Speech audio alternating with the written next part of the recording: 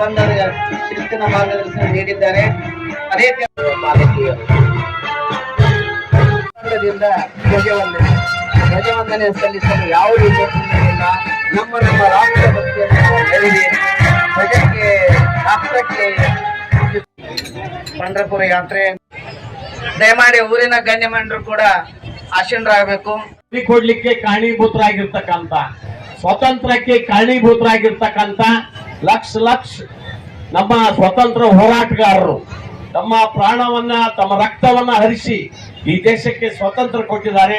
ಅಂತ ಮಹನೀಯರಿಗೆ ಕೃತಜ್ಞತೆ ಸಲ್ಲಿಸುವಂತ ಕಾರ್ಯಕ್ರಮ, ಅವ್ರ ನೆನಪು ಮಾಡುವಂತ ಕಾರ್ಯಕ್ರಮ ಇದಾಗಿದೆ ಅನ್ನುವಂತ ಮಾತನ್ನ ಈ ಸಂದರ್ಭದಲ್ಲಿ ಹೇಳ್ತೀನಿ.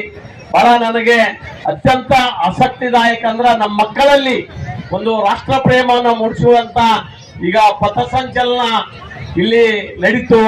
ಬಹಳ ಶಿಸ್ತುಬದ್ಧವಾಗಿ ಸೈನಿಕರ ಪೊಲೀಸರ ಒಂದು ಡ್ರೆಸ್ ಗಳನ್ನು ಹಾಕೊಂಡು ವೀರಾವೇಶದಿಂದ ಒಂದು ಸೈನಿಕರು ಹೆಂಗ್ ಬೌಂಡ್ರಿ ಒಳಗ ನಮ್ಮದು ರೂಟ್ ಮಾರ್ಚ್ ಮಾಡ್ತಿರ್ತಾರೋ ಆ ರೀತಿ ಪಥಸಂಚಲನವನ್ನು ನಡೆಸಿರ್ತಕ್ಕಂಥದ್ದನ್ನ ಬಹಳ ಹೆಮ್ಮೆ ತರುವಂತ ಸಂಗತಿ ಅನ್ನುವಂಥದ್ದನ್ನ ಆ ಎಲ್ಲ ಮಕ್ಕಳಿಗೆ ಹಾರ್ದಿಕ 80ನೇ ಸ್ವಾತಂತ್ರ್ಯೋತ್ಸವದ ಶುಭಾಶಯಗಳನ್ನ ಸಲ್ಲಬೇಕಾಗ್ಯದ.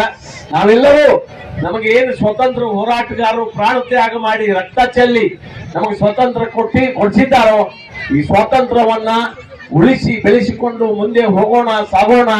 ಸ್ವತಂತ್ರ ಭಾರತವನ್ನ ನಮ್ಮ ಮುಂದಿನ ಪೀಳಿಗೆ ಕೊಟ್ಟು ಹೋಗೋಣ ಅಂತ ಮಾತನ್ನ ಈ ಸಂದರ್ಭದಲ್ಲಿ ಹೇಳಿ